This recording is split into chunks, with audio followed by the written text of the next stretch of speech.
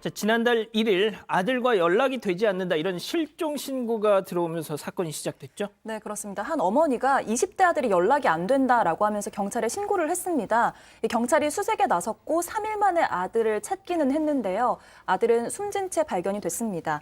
이 아들은 이제 누군가 이 시신을 숨겨놓으려는 듯 폐자재로 이 아들의 시신을 덮어놓은 상태였습니다. 자, 그런데 아들이 사망하니까 이 유족들은 단번에 의심되는 한 사람을 탁 지목을 했죠. 네, 자 피해자 가족들은 아들이 인터넷 방송 BJ의 집에 갔다는 사실을 알고 있었고 이 사람이 가장 문제가 있을 것이다라고 지목을 했고요. 경찰은 이 BJ를 또 진술 같은 걸 확보해서 자백을 받았습니다. 근데 이 BJ하고 혼자 있었던 게 아니고요. 예. 다른 남녀 두 명씩 각자 이 일을 좀 도와줬던 5명이 같이 범행을 했던 걸로 알려졌습니다.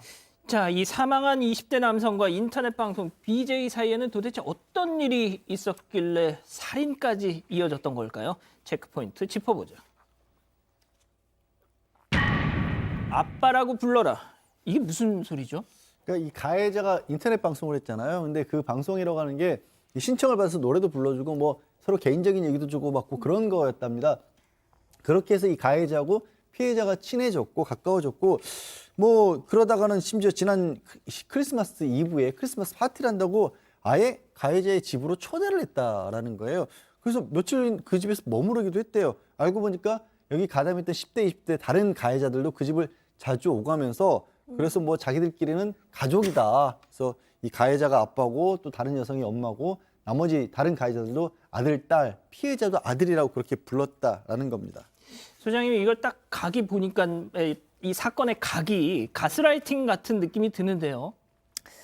네. 심리적으로 뭐 굉장히 이 도망갈 수 없게 조정을 하고 거기에는 이제 회유와 협박이 같이 들어갔을 것 같아요. 아무래도 20대 청년이고 상대가 BJ이고 본인이 시청자로 만나다 보니까 좀 재밌게 그 친구들이 느껴질 수도 있고요. 그런 면에서 우리가 너를 넣어줄게, 내 아들을 해, 우리 가족이 돼. 이런 식으로 뭔가 재미를 주면서 회유도 했을 것 같고요. 너 우리를 떠나면 그냥 두지 않아. 너 큰일 나. 너 죽을 줄 알아. 이런 식으로 협박도 있었을 것 같아요. 그런 식으로 뭔가 조종이 돼가지 않았을까 싶습니다. 그래서 이 피해자가 아예 그 집에 들어가 살았다는 겁니다. 그런데 이제 집을 나간 아들이 돌아오질 않으니까 어머니가 걱정돼서 전화를 했더니 그걸 빌미로 이제 협박이 시작됐다고요. 네, 이 아들이 고등학교 때부터 조울증이 있었고요. 지능 장애가 있었대요. 그래서 이제 병원도 가야 되고 약도 먹어야 되는데 아이가 집에 안 들어오니까 엄마 입장에선 당연히 걱정이 되는 거죠. 그래서 예. 이제 BJ한테 전화를 해서 아이를 좀 돌려달라 이렇게 요청을 했는데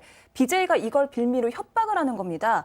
내가 지금 4,500만 원짜리 면접을 보고 있었는데 어머니가 전화해서 이걸 망쳤다. 그러니까 4,500만 원을 물어내라. 이런 식으로 말도 안 되는 협박을 하기 시작한 겁니다. 자, 그런데 말이죠. 이때부터 본격적인 폭행과 금전적인 착취가 시작이 됐다고 하는데요. 어떻게 이런 것까지라는 생각이 들 정도였다고 합니다. 유족들의 얘기 직접 들어보시죠. 그때 KT를 12월에 가입했잖아요. 네. 근데 또 다시 LG 유그 인터넷 가입을 또 시켰어요. 그러면서 또 상품권 나온 거 42만 원을 또 같이 갖고 핸드폰을 3대나 개통을 됐어요. 그 피해자 이 명의로 그 분가 막 사용한 거고 그것도 가입하고 난 직후부터 지금까지 모두 다 미납. 그러니까 그 동생분만 지금 신용불량자 된. 아이 사망시키고 유기한 후에도 폰으로 게임을 하고 소액 결제한 내역이 있더라고요. 진짜 인간 같지도 않아가지고 너무. 자, 지금 우리 가족 여러분들이 도대체 이자가 누구냐라고 물어보시는데요. 저희가 누군지는 차마 말씀드릴 수 없겠습니다만 포털에서 말이죠. 검색을 해보시면 바로 신상이 뜹니다. 자, 박 변호사님. 네.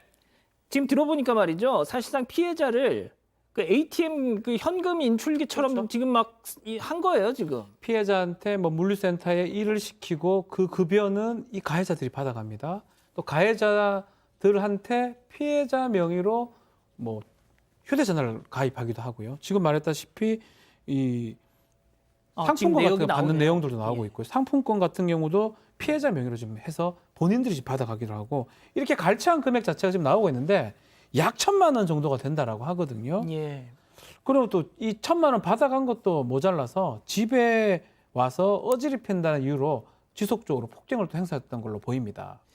자, 그런데 이 사건이 일어나기 직전에 마지막으로 이 가족들과 작별을 하면서 이 피해자가 고인이 어머니한테 이런 말을 했다는 거죠. 3월 9일 대통령 선거는 집에 와서 하고 싶어요.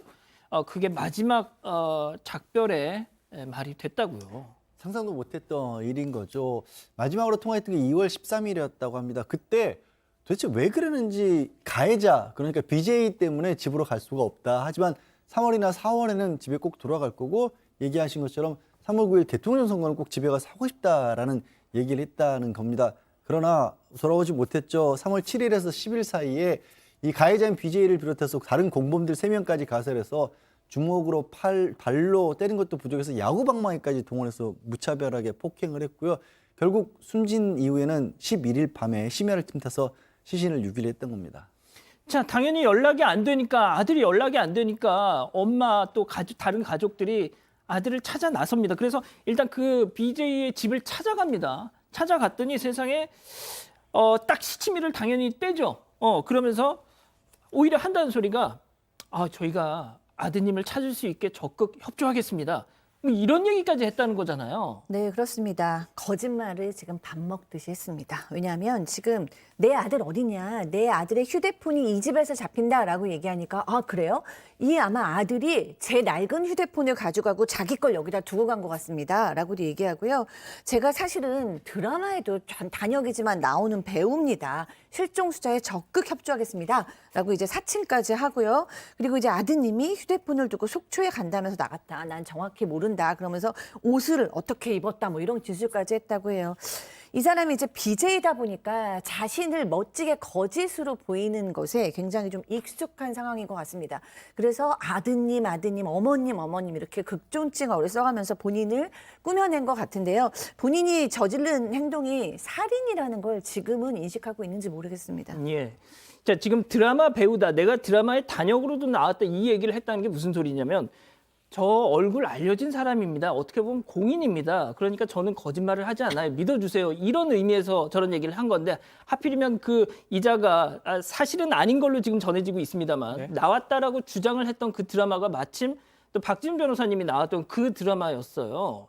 자, 아무튼 뭐 그게 중요한 전 건 나왔습니다. 예. 예? 전 나왔습니다. 예, 그렇죠. 자, 그런데 중요한 것은 일단 딱 잡아댔는데 네. 그 시신 유기 장소는 어떻게 발견할 수 있었던 자, 이게 거죠? 또 참 우연일 수도 있는데요. 이 일당 중에 한 명이 이 자수를 좀 타진했던 걸로 보입니다. 이 경찰에 전화를 해서 좀 자수를 하려고 하는데 뭐 수원에 시신 유기했다. 혹시 감형받을 수 있나라고 물어봤고요. 이게 이제 자수가 이게 타면서 이게 수사의 급물살 좀 타기 시작했고요. 이 사람을 뭐 검거하고 추적하면서 이 범행이 발각되게 된 것입니다. 자, 이게 일단 가스라이팅이 이제 기본적으로 깔려 있는 것 같고요. 또 주범과 공범이 다 해서 지금 5명인가 이렇게 있지 않습니까? 더군다나 한 집에 같이 먹고 자고 하면서 사실상 이 살인까지 이르게 된 건데 양 변호사님 이거는 어떻게 좀 법의 판단을 받아야 될까요? 글쎄요. 일단 경찰에서는 BJ하고 공범 3명은 살인이고 또 사체 유기 방조였고요. 아까 이제 제보를 했다는 그 남성 같은 경우는 사체 유기 방조만 적용을 했다라고 합니다. 뭐 일각에서는 그렇게 나눌 것이 아니라 이런 정도로 집단으로 한 사람을 해쳤다고 한다면 다 똑같이 처벌해야 하는 거 아니냐라는 그런 주장도 있습니다. 뭐 이 주장도 어느 정도는 타당성이 있지만 다만 이 지금 가해를 했던 BJ의 특성이 이게 드나들던 사람들에 대한 가스라이팅을 했다라는 걸로 봐서는 또 공범으로 참가를 했지만 그 공범마저도 어찌 보면 이 남성의 손아귀에서 놀아났을 수도 있지 않습니까? 그렇죠. 그런 것들까지 전부 판단을 해서 각 제목에 맞게끔 기소를 한 것으로 봅니다.